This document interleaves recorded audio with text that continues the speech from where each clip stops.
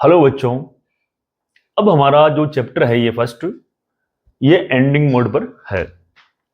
और इस चैप्टर का जो लास्ट जो टॉपिक है हमारा वो है असामान्य मोलर द्रव्यमान। तो असामान्य मोलर द्रव्यमान के बारे में आज अपन डिस्कस करेंगे और इसमें एक वांट हाफ गुणांक भी आएगा। तो वांट हाफ गुणांक के बारे में जो क्वेश्चन बनते हैं, ऑब्जेक्टिव खाली जगह वाले बनते हैं क्वेश्चन, न्यूमेरिकल भी पूछ लेते हैं, तो उसको हम आज डिटेल से पढ़ेंगे। तो हमें क्या करना है, यहां पर देखना यह है कि जो असामान्य मोलर द्रव्यमान है ये क्या है, असामान्य का मतलब क्या है। देखो, जैसे कि बात करें, अगर हमने कोई एक यौगिक लिया और उसका मोलर द्रव्यमान हमारी जो कैलकुलेशन है, हमने जो परीक्षण किया उसमें अलग मिला उसके वास्तविक मान से, यानी वास्तविक जो मोलर द्रव्यमान है उसका अलग है, लेकिन हमने जो प्राप्त किया वो मिला, हमें अलग मिला, या तो कम मिला या ज्यादा मिला।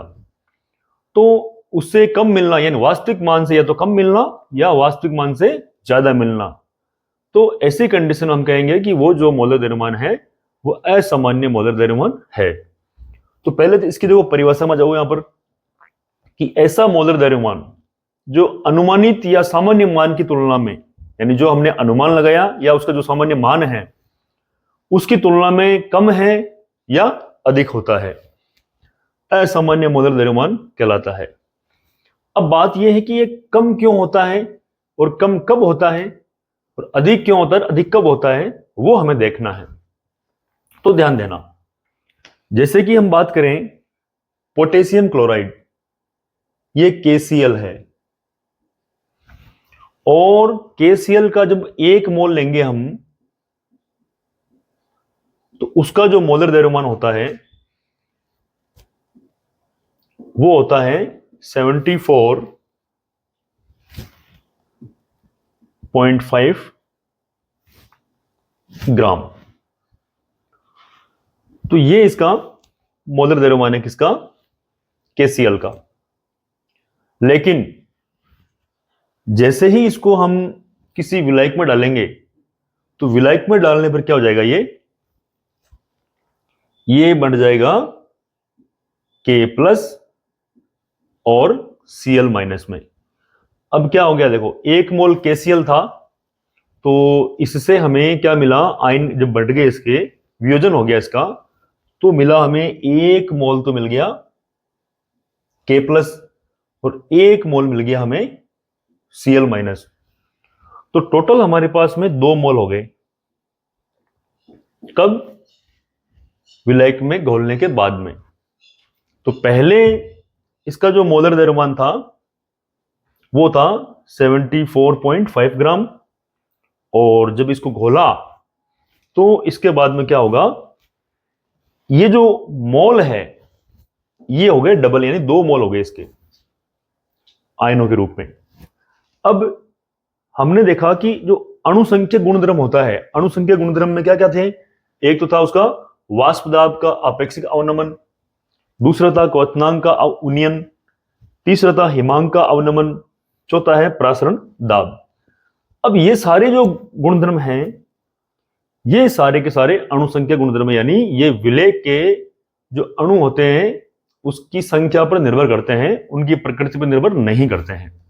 तो यहां पर क्या होगा, जैसे ही हमने KCl विलायक में डाला, जल के अंदर डाला, तो उसके जो आयन है वो अलग अलग, 1 मोल का हो गया K+ का, 1 मोल हो गया ये Cl-। तो टोटल जो आयन है हमारे पास में वो मिले 2 मोल। तो यानी मोलों की संख्या बढ़ गई।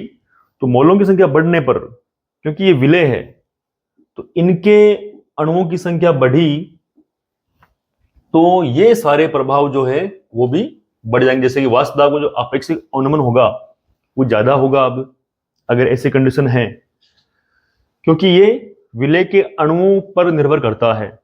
और ये जो गुणधर्म है क्वथनांक का उन्नयन, ये भी ज्यादा होगा अगर ऐसी कंडीशन है। हिमांक का अवनमन ये भी ज्यादा होगा, प्रासरण दाब ये भी ज्यादा हो जाएगा। तो कहने का मतलब है कि जैसे ही आयनों में वियोजित होता है, अगर कोई यौगिक है, विद्युत अपघट्य है, तो उसके जो अणुसंख्या गुणधर्म है वो भी उसके बढ़ जाएंगे। तो अब क्या होगा, देखो, अणुसंख्या गुणधर्म बढ़ने से, जैसे कि ये बढ़ा, अगर इसमें वृद्धि होती है तो यहां बट्टे में क्या आ रहा है, यहां आ रहा है मोलर द्रव्यमान। अब इसमें वृद्धि होगी तो फिर इसमें आपको कमी मिलेगी, और इसमें वृद्धि होगी तो आपको इसमें कमी मिलेगी, क्योंकि बट्टे में आ रहा है, ये व्युत्क्रमणबत हो गया एक प्रकार का। यहां पर वृद्धि होगी तो यहां कमी मिलेगी, प्रासरण दाब में वृद्धि होगी तो यहां पर कमी मिलेगी। तो दोबारा ध्यान देना, जैसे ही केसीएल को जल में घोला तो उसके जो मोलों की संख्या है आयनों की वो डबल होगी। जैसे केसीएल का 1 मोल था पहले, लेकिन यहां पर इसके हो गए 2 मोल। तो अणुओं की संख्या बढ़ने से विलय के अणुओं की संख्या जो है यहां पर आयनों के रूप में बढ़ गया। तो यहां पर ये जो प्रभाव है, ये जस्ट ज्यादा इसमें वृद्धि हो गई। तो इनमें बढ़ोतरी या वृद्धि होने पर जो बट्टे में आ रहा है ये मोलर द्रव्यमान, ये आपको मिलेगा, कम मिलेगा। तो देखो, अगर 1 केजी जल है हमारे पास में और इसके अंदर अगर हम 1 मोल केसीएल डालें, पोटेशियम क्लोराइड, तो इसमें क्या होता है कि इसमें डालते ही ये के प्लस और सीएल माइनस आयनों में टूट जाएगा, और जो ये विलयन है पूरा, या इसका जो क्वथनांक है, उसमें कितनी वृद्धि आएगी, देखो यहां पर। तो देखो यहां पर, तो इस विलयन के जो क्वथनांक होगा,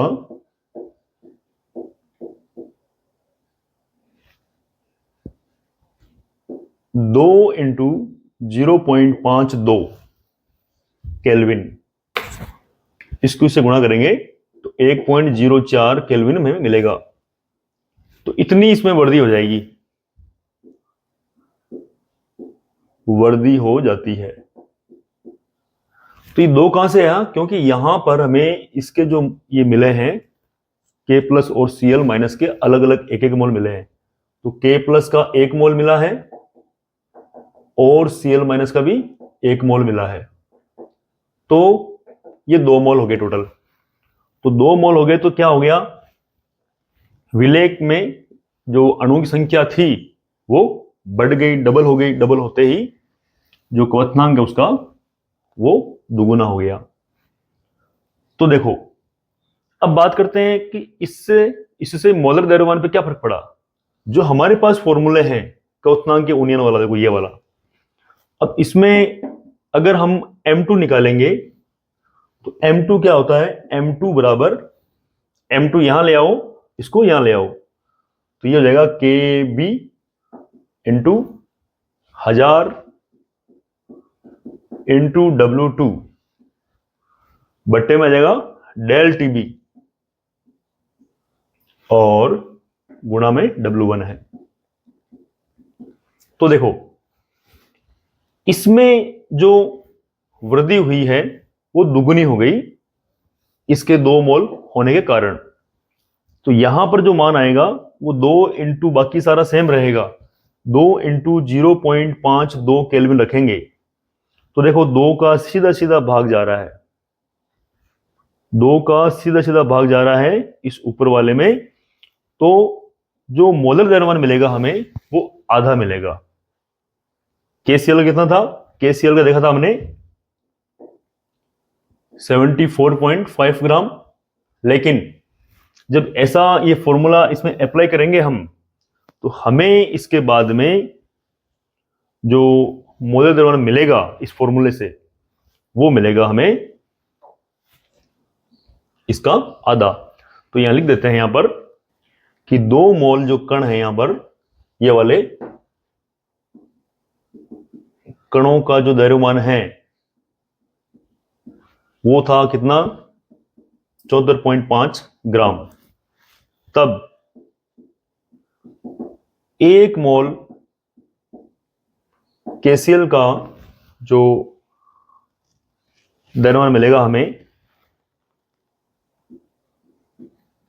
वो इसका आधा हो जाएगा, क्योंकि बट्टे में 2 का भाग लग रहा था। ये हो जाएगा, इसका आधा कितना होता है 37.25, तो 37.25 ग्राम ये हो जाएगा। ये कर दो, होगा।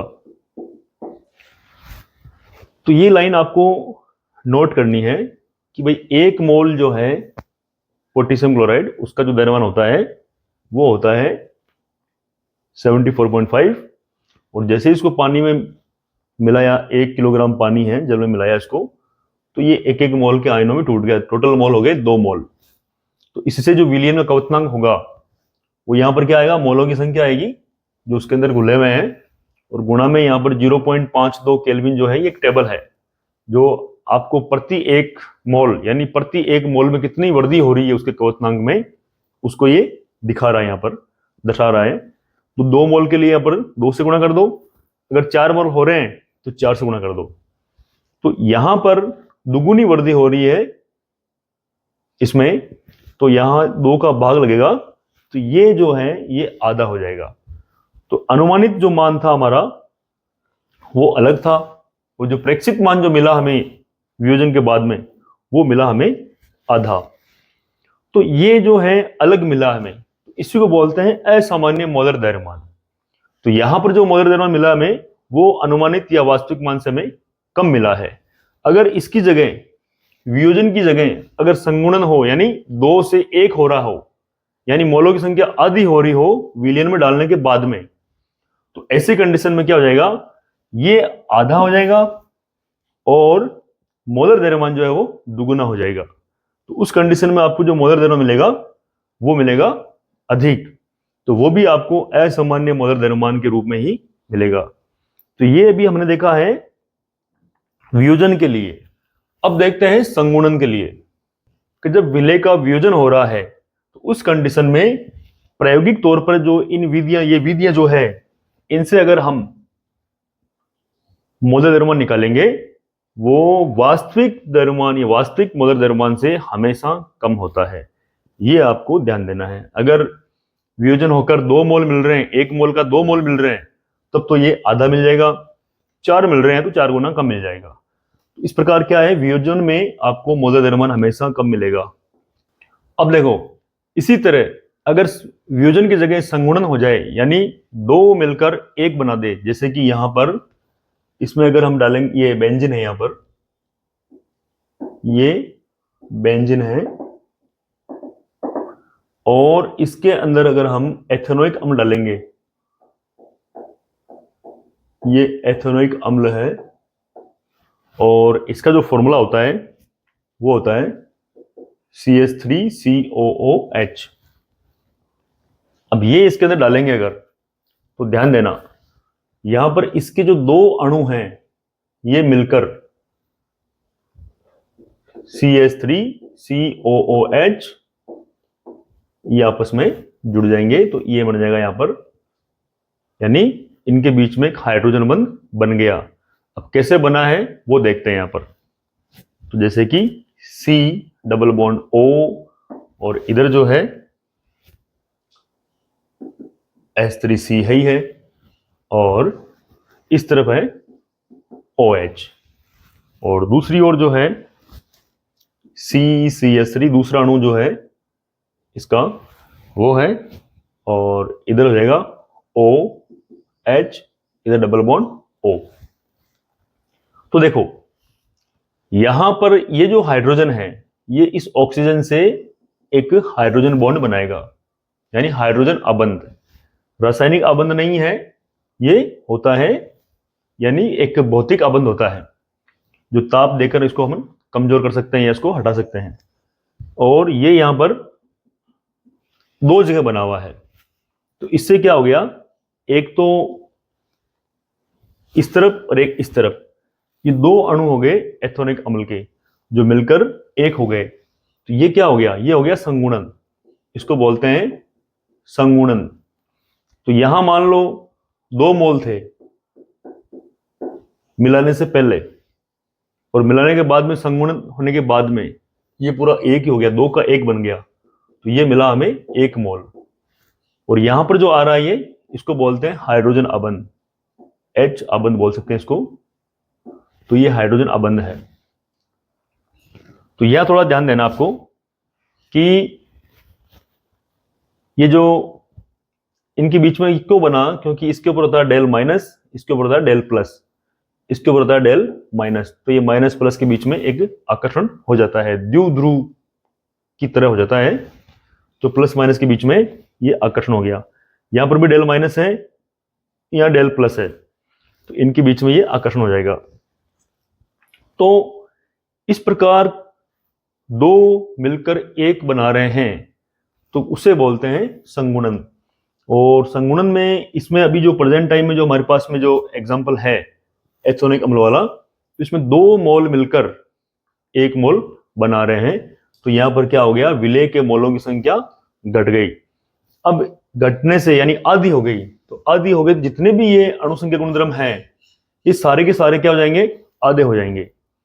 पहले की तुलना में आधे हो जाएंगे, ये भी आधा हो जाएगा, ये भी आधा, ये भी आधा, सारे के सारे आधे हो जाएंगे। तो ये अगर इस तरफ आधा हो रहा है तो बट्टे में आने वाला जो मोलर द्रव्यमान है वो इसका दुगुना हो जाएगा। तो ऐसी कंडीशन में हमें क्या मिलेगा, ये जो मोलर द्रव्यमान है वो वास्तविक मान से यानी प्रायोगिक विधि से प्राप्त किया गया मोलर द्रव्यमान जो है वो वास्तविक मान से हमें ज्यादा मिलेगा। यानी अगर इन विधियों से अगर हम प्रयोग करके मान निकालेंगे मोलर द्रव्यमान का, तो वो हमें वास्तविक मान से डबल मिलेगा। ये हमें ध्यान देना है। जबकि ये जो गुणधर्म है उन्नयन वगैरह, हिमांक का अवनमन, ये हो जाएंगे आधे, क्योंकि मोलों की संख्या घटकर आधी हो गई है। तो ये थोड़ा बेसिक फंडामेंटल आपको ध्यान देना है। और ये अधिक मिलना और कम मिलना, इसे बोलते हैं असामान्य मोलर द्रव्यमान। तो इसको अपन ऐसे लिख सकते हैं कि यदि बेंजीन में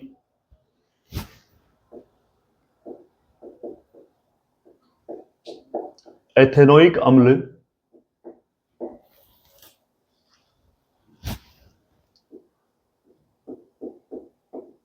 के समस्त अणु संगुणित हो जाए,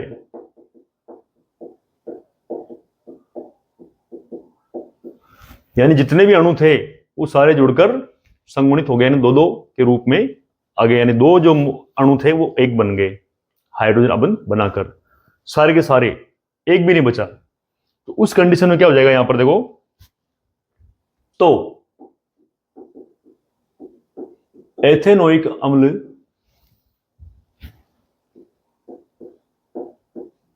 का जो डेल टीबी, अब डेल टीबी क्या है, डेल टीबी है क्वथनांक का उन्नयन, या डेल टीएफ, डेल टीएफ क्या है, डेल टीएफ हो गया हिमांक का अवनमन। ये जो अणुसंख्या गुणधर्म है ये सामान्य मान से क्या हो जाएंगे, आधे हो जाएंगे, सामान्य मान से आधे हो जाएंगे। तो देखो आधे क्यों हुए, क्योंकि संगुणन के कारण विलेय के जो मोलों की संख्या थी वो भी आधी हो गई। और ये जो अणुसंख्या गुणधर्म है ये विलेय के जो मोल है या अणु की संख्या है उसके ऊपर निर्भर करते हैं, उनकी प्रकृति पर निर्भर नहीं करते हैं। तो ये हमने पहले भी पढ़ा था। तो जब ये आधे हो जाएंगे तो हमें इनके आधार पर, तो देखो यहां पर लिख देते हैं कि इस डेल टीबी या डेल टीएफ के आधार पर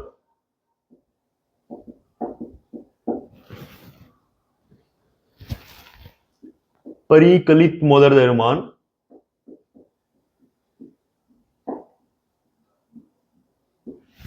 इनके आधार पर, यानी ये आधे हो गए तो इनके आधार पर जो मोलर द्रव्यमान निकालेंगे वो हमें दुगुना मिलेगा, क्योंकि ये बट्टे में आ रहा है। अगर ये आधा होता है तो ये दुगुना होगा, और ये दुगुना होता है तो ये आधा हो जाएगा। तो यहां पर लिख देते हैं अपन आधार पर परिकलित मोलर द्रव्यमान अनुमानित मान का 2 गुना होगा, 2 गुना होगा। तो ऐसा जो मोलर द्रव्यमान होता है जिसमें हमें जो मोलर द्रव्यमान मिलता है परिकलित यानी प्रायोगिक द्वारा, वो वास्तविक मान से या तो कम मिलता है या ज्यादा मिलता है, उसे बोलते हैं असामान्य मोलर द्रव्यमान। तो ये इन फॉर्मूलों का एक फेल्योर है, यानी इनकी असफलता है कि वो ऐसे विलेय का मोलर द्रव्यमान निकालने में यानी एक्यूरेट मान निकालने में असफल है, जो विलयन में या तो वियोजित होते हैं या वो संगुणित होते हैं। तो ये जो फॉर्मूले हैं ये केवल उन्हीं के लिए लागू होते हैं जो विलेय के अंदर डालने पर ना तो वो वियोजित होते हैं या संगुणित होते हैं, उनकी जो मोलों की संख्या है, अणुओं की संख्या है, वो उतनी ही रहती है जितनी पहले थी। तो उन कंडीशन में तो ये एक्यूरेट मान देंगे। लेकिन जैसे ही हम कोई विद्युत अपघट्य ये जो आयनों में वियोजित होते हैं अगर वो डालेंगे उसके अंदर, या ऐसे जो विलेय डालेंगे जो संगुणित होकर दो अणुओं का एक अणु बना रहे हैं, तो उनके लिए ये वाले जो फॉर्मूले हैं ये हमें अलग अलग मोलर द्रव्यमान देंगे जो वास्तविक मान से या तो कम होंगे या ज्यादा होंगे। तो इस प्रकार का जो मोलर द्रव्यमान मिलता है उसे बोलते हैं असामान्य मोलर द्रव्यमान। अब इसका जो ये वियोजित होने वाले और संगुणित होने वाले कोई विलेय हैं, उनका अगर हमें एक्यूरेट मोलर द्रव्यमान निकालना है तो उसके लिए फिर क्या है, एक वान हाफ साइंटिस्ट था, तो वान हाफ ने एक नया फॉर्मूला उसमें जोड़ दिया जो ऐसे संगुणित होने वाले और वियोजित होने वाले विलेय के लिए भी एक्यूरेट मान दें। तो उसके लिए हमें पहले समझना होगा कि वान हाफ गुणांक क्या है। तो वान हाफ गुणांक निकालने के बाद में, वो समझने के बाद में हम देखेंगे इनमें हम क्या बदलाव कर सकते हैं। तो वान हाफ ने इनमें बदलाव किया था, वो क्या बदलाव किया था वो भी देखते हैं आगे। तो देखें 1880 के अंदर वान हाफ नाम का एक वैज्ञानिक था, उसने वियोजन और संगुणन की जो सीमा है उसको निर्धारित करने के लिए एक गुणक दिया था जिसे बोलते हैं वान हाफ गुणक। अब वान हाफ गुणक का जो फॉर्मूला है वो यहां पर दिया हुआ देखो, सामान्य मोलर द्रव्यमान कितना है उसका, और बटे में ले लो असामान्य मोलर द्रव्यमान, ये हमें ध्यान देना है। या ले लो प्रेक्षित अणुसंख्यक गुण और बटे में ले लो परिकलित अणुसंख्यक गुण। दूसरा है संगुणन ऑब्लिक वियोजन के पश्चात, यानी संगुणन या वियोजन होने के बाद में कणों के कुल मोलों की संख्या, और बटे में लेना है कि संगुणन या वियोजन के पूर्व कणों के कुल मोलों की संख्या। तो ये जो है ये वान हाफ गुणांक का फॉर्मूला है। अब इसको समझना है कि ये कैसे कैसे काम करता है। जैसे कि बात करते हैं KCl की, ये KCl है पोटेशियम क्लोराइड, इसको जल में डाला और ये K+ और Cl- पे टूट गया, तो यहां पर क्या हो रहा है, वियोजन हो रहा है। तो वियोजन के पश्चात कणों की कुल संख्या कितनी हो रही है, 2 हो रही है। तो हम यहां पर कर सकते हैं ऊपर वाले के लिए I बराबर 2, और वियोजन के पूर्व कणों की संख्या कितनी थी, तो यहां पर 1 थी, तो ये हो गया I बराबर 2/1 बराबर 2 आया। तो ऐसी कंडीशन में जो वान हाफ गुणांक आएगा उसका मान आएगा 2, क्योंकि यहां पर वियोजन के बाद में जो भी ये अणु हैं ये 2 आयनों में टूट रहा है। अगर 3 आयनों में टूटे तो 3 हो जाएगा, 4 में टूटे तो 4 हो जाएगा। तो ये थोड़ा सा आपको ध्यान देना है कि यहां पर आई का मान कैसे निकालना है। इसी तरह अगर हम एथोनिक अम्ल की बात करें तो जैसे कि ये था CH3COOH, ये एक अणु था और इसको बेंजीन में डाला तो ये संगुणित होकर क्या बनाएगा, CH3COOH, ये बना लिया इसने, 2 का 1 बना लिया। तो देखो ऐसी कंडीशन में जो आई का मान निकालेंगे हम, यहां ले लेते हैं इसको,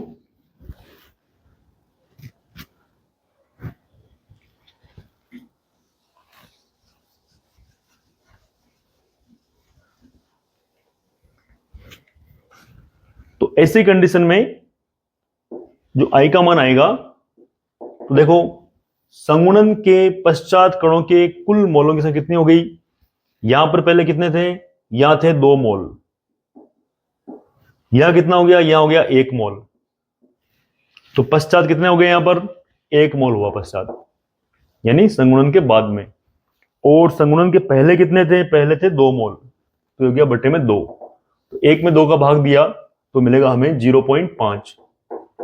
तो इस प्रकार क्या है, इन्होंने संगुणन और वियोजन की सीमा को निर्धारित करके करने के लिए एक गुणक दिया, और ये जितने फॉर्मूले हैं इनको अपडेट किया, इनमें सुधार किया, ताकि वियोजित होने वाले और संगुणित होने वाले जितने भी पदार्थ हैं उनका भी मौलिक द्रव्यमान आसानी से एक्यूरेट तरीके से निकाल सकें। तो वन टॉप गुणांक को शामिल करने के बाद में जो अणुसंख्या गुणधर्म के जो फॉर्मूले थे उनमें क्या हो गया? संशोधन हो गया। और वो किस प्रकार हुआ? वो देखो ऐसे हुआ, यहां पर जो विलायक के वाष्प में आपेक्षिक अवनमन था पहला वाला, वो हो गया ऐसे, देखो P1 नोट माइनस P1 बटा P1 नोट बराबर ये लगा दो I यहां पर, और N2 बटा N1। दूसरा जो है, यहां जो क्वथनांक में उन्नयन था डेल TB, इसको कर दिया I KBM, मोललता है ये। तीसरा कर दिया यहां पर हिमांक में अवनमन डेल TF बराबर I KF, और यहां पर आ गया मोललता वाला M। चौथे वाले में कर दिया जो विलियन का प्रासरण दाब था पाई, इसको कर दिया I N2 गुणा में RT बटे में V। तो वन टॉप गुणांक जो है ये सभी के गुणा में लगा दिया, ताकि जो असामान्य मौलिक द्रव्यमान हैं वो हमें नहीं मिले, एकदम एक्यूरेट मान मिले जैसा पहले मिल रहा था। जो वियोजित नहीं होने वाले और वियोजित होने वाले हैं उन दोनों के लिए सेम है। अब मान लो ये फॉर्मूला जो है, ऐसे जो विलय हैं जिनका ना तो वियोजन होता है और ना उनका संगुणन होता है, उनके लिए हमें जो I का मान है वो लेना है 1, क्योंकि जितने संगुणन या वियोजन के पहले अगर हो ही नहीं रहा है तो जितने पहले थे उतने ही बाद में हैं। यानी जितने विलय जब अकेला था उसमें जो था मोल, उसके उतने ही मोल विलायक में डालने के बाद में उसके मोल है। तो ऐसी कंडीशन में I का जो मान है वो 1 रहेगा अगर वो संगुणन या वियोजित नहीं होता है तो। और संगुणन होने पर क्या होता है, ध्यान देना, संगुणन होने पर इस I का जो मान है, देखो ये हो जाएगा 1 से छोटा, लेस देन 1, ये ध्यान देना है। और वियोजन होने पर क्या हो जाएगा, I का मान ग्रेटर देन 1 हो जाएगा। देखो ये तो वियोजन के लिए है, 2 मिल रहा है जो 1 से बड़ा है, और ये संगुणन के लिए है जो 1 से छोटा है। तो संगुणन के लिए ध्यान देना है, जो वन टॉप गुणांक है वो मिलेगा 1 से छोटा, और वियोजन के लिए मिलेगा 1 से बड़ा। और अगर संगुणन और वियोजन कुछ भी नहीं हो रहा है तो आपको मिलेगा I का मान 1। तो ये बेसिक फॉर्मूले आपको ध्यान देने हैं। अब इसके बाद देखते हैं कि अगर आपको डायरेक्ट ऑब्जेक्टिव क्वेश्चन दे दिया कि भाई ये चीजें दी हुई है और इसका वन टॉप गुणांक पता करो, बोर्ड एग्जाम पूछते हैं इसके बारे में, तो वो देखते हैं हम कि किस प्रकार के जो कुछ हमें दे दिए, यहाँ पर कंपाउंड दे दिए और उनको हम पता करने हैं, भाई इसका वन टॉप गुणांक पता करो, तो कैसे करेंगे। देखो पहले लेते हैं NaCl। तो NaCl में जो I का मान है, दिख ही रहा है कि ये Na प्लस और Cl-2 में टूटेगा, तो यहां हो जाएगा इसके लिए I का मान 2। दूसरा लेते हैं KCl का, ले लिया हमने MgSO4, तो ये भी Mg+2 और SO4-2 यानी 2 आयनों में टूट रहा है, इसका मान भी 2 है। और तीसरा है K2SO4। तो K2SO4 में क्या हो जाएगा, K+ के 2 बनेंगे और तीसरा बन जाएगा SO4-2। तो इसमें 1 2 3 आयन बने हैं, तो इसका वन टॉप गुणांक हो जाएगा 3। तो इस प्रकार के जो क्वेश्चन हैं ये बोर्ड एग्जाम में ऑब्जेक्टिव में और खाली जगह में पूछ लिए जाते हैं। तो ये आपको ध्यान देना है। बाकी और भी मैं क्वेश्चन कराता रहूंगा, उनमें प्रैक्टिस करते रहें आप, ताकि इनके बारे में जो है बेसिक नॉलेज होना चाहिए कि जो वियोजन हो रहा है उसमें आपको जो आई का मान है वो 1 से बड़ा ही मिलेगा। जितने आयन होंगे वियोजन के बाद में उतना उसका क्वांटम गुणांक हो जाएगा। तो ये आपको याद रखना है। इसी के साथ हमारा जो चैप्टर है वो कंप्लीट हुआ। अब इसके कुछ क्वेश्चंस वगैरह हैं वो हम देखते रहेंगे, वो धीरे धीरे होते रहेंगे, और सेकंड चैप्टर जो है वो अपना शुरू करेंगे अब।